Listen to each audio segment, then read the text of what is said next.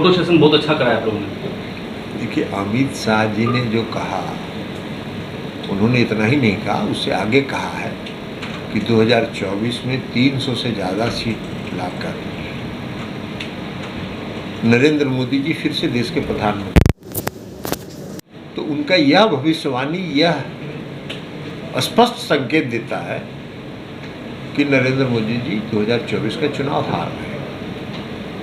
कहा कि इसके पहले भी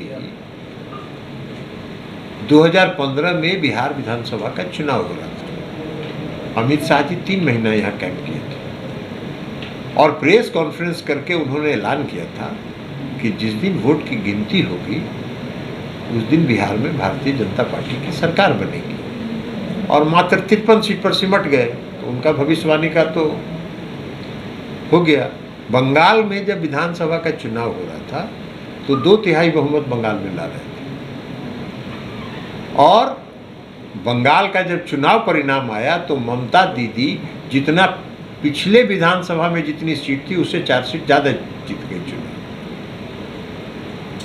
हिमाचल प्रदेश में जब चुनाव हो रहा था तो अमित शाह जी भविष्यवाणी कर रहे थे कि हिमाचल में हम सरकार बना रहे हैं भारतीय जनता पार्टी की फिर से, तो हार गए वहाँ चुनाव। कर्नाटक में जब चुनाव हो रहा था तो अमित शाह जी ने भविष्यवाणी किया कि भाई 2/3 बहुमत से हम कर्नाटक में सरकार बनाने जा रहे हैं, चुनाव हार गए। अब जब दावा कर रहे हैं कि 2024 में मोदी जी प्रधानमंत्री बनेंगे, इसका मतलब है कि मोदी जी हार रहे हैं। उनके भविष्यवाणियों का यही हश्र होता रहा। जो बिहार परिवर्तन की धरती है, कल कैसा रहा बैठक हुआ? बहुत अच्छा, बहुत अच्छा। सभी पार्टियों ने पूरी एकजुटता के साथ, और आप प्रेस कॉन्फ्रेंस में सभी पार्टी के आदरणीय नेताओं ने स्पष्ट रूप से कहा कि हम एक अपने सारे मतभेदों को भुलाकर, अपने सारे रिजर्वेशंस को भुलाकर हम एकजुट होकर 2024 का चुनाव लड़ेंगे।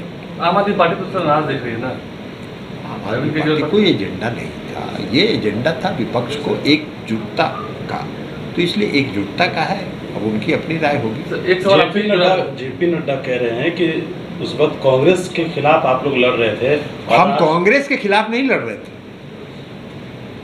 1974 में हम कांग्रेस के खिलाफ नहीं लड़ रहे थे, हम शासन के खिलाफ लड़ रहे थे, और शासन का जो उस समय के हालात थे उसके खिलाफ हम लड़ रहे थे। आज जो हालात हैं वो 1974 और इमरजेंसी, जो घोषित इमरजेंसी 1975 में हुआ था, उससे बदतर हालत है। उस समय प्रेस की आज़ादी थी, प्रेस को आज़ाद था, को बोलने की आज़ादी थी। आज तो प्रेस भी स्वतंत्र नहीं है। आज तो सारा प्रेस का जो मैनेजमेंट है उनको इन्होंने अपने कब्जा में करके रखा। सारी संवैधानिक संस्थाओं के निष्पक्षता को इन्होंने ध्वस्त कर दिया। अगर कोई बोलने का साहस करता है इनके खिलाफ तो उनके यहाँ सीबीआई, ईडी, इनकम टैक्स तुरंत पहुंचता है। तो आज तो उससे बदतर स्थिति में है, तो इसलिए फिर से शासन के खिलाफ लड़ रहे हैं। उस समय घोषित इमरजेंसी थी, आज अघोषित इमरजेंसी है, और उससे बदतर स्थिति में यह देश है। महंगाई चरम पर है, बेरोजगारी चरम पर है, अर्थव्यवस्था समाप्त है,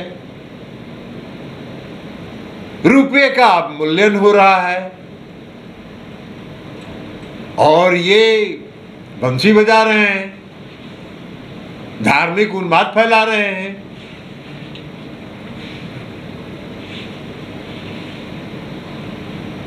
तो इसलिए आज जो स्थिति है उससे बदतर है, और आज के शासन के खिलाफ लड़ने के लिए हम फिर से एकजुट। भाजपा नीतीश कुमार को इस बैठक से क्या मिला? भाजपा लगातार इस बात को सवाल कर। नीतीश कुमार का संकल्प ही था, जब वो एनडीए से बाहर आए थे उस समय से उनका संकल्प था कि हम विपक्ष को एक करके इनको हराएंगे, और उसमें उनको सफलता मिली। अमित शाह अभी आप ही क्या आ रहे हैं? 29 तारीख को मुंगेर आ रहे हैं। बहुत अच्छी बात है, बिहार में तो स्वागत है। वो 3 महीना पहले भी रहे हैं, फिर से आ रहे हैं, तो क्या इसमें दिक्कत कहाँ कोई आपत्ति है? देश के गृह मंत्री हैं, जहाँ जहाँ मन करे जाएं, क्योंकि मुंगेर जहाँ घूमे पर आप ही रहेंगे। अरे कोई रहे तो उससे क्या फर्क उससे होता है? ये तो जनता ने तय करती है, अमित शाह जी तय करते हैं। जनता तय करती है। अध्यक्ष जी, एआईएमआईएम के प्रदेश अध्यक्ष ने कहा कि इस बैठक से मुसलमानों को, सिखों को और ईसाइयों को अनदेखा किया गया है। छोड़िए ना, उनके बारे में भी सबको पता है, इस देश को पता है। उन्होंने यह भी कहा कि वो उनके बारे में इस देश को पता है, और इस देश का बच्चा बच्चा जो राजनीति में है उसको मालूम है कि वो कहाँ से गाइड होते हैं। सर, एक अंतिम सवाल है सर कि पहले चंद्रबाबू नायडू ने ये कोशिश की, लेकिन नीतीश कुमार का वो करिश्माई नेतृत्व आप नहीं मान रहे हैं। जो एक मंच पर केजरीवाल भी आए, ममता बनर्जी भी आई, राहुल गांधी भी आए, इससे बड़ा मंच आज तक भारत की आज़ादी के बाद शायद लोगों ने नहीं देखा। ये निश्चित तौर पर नीतीश कुमार की करिश्माई नेतृत्व का नतीजा मानते हैं? नहीं, सब लोगों की मंशा। नीतीश कुमार जी ने तो घूम घूम के सभी राज्य के नेताओं से अलग अलग जाकर मिलकर आग्रह किया कि सब लोग मिलिए और मिलकर चुनाव लड़िए, और ये सभी नेताओं के मन के अंदर इस भारतीय जनता पार्टी के शासन के खिलाफ जो इनका दमनात्मक कार्रवाई है, जो ये भय पैदा करना चाहते हैं, उसके खिलाफ सबके मन में जो था वो प्रकट हुआ कल। ये जो अपने गलत कारनामों को कहते हैं कि हम देश प्रेमी हैं, बाकी सब देशद्रोही है। अरे वाह, आप अच्छा देश प्रेम और देशद्रोही का परिभाषित कर रहे हैं, सारी संस्थाओं को समाप्त कर रहे हैं, और आप देश प्रेमी हैं। हम सब देश प्रेमी हैं, इस देश का हर नागरिक देश प्रेमी है, लेकिन हाँ, इस देश के हर नागरिक सामाजिक एकता में, सांप्रदायिक सद्भाव में विश्वास करते हैं।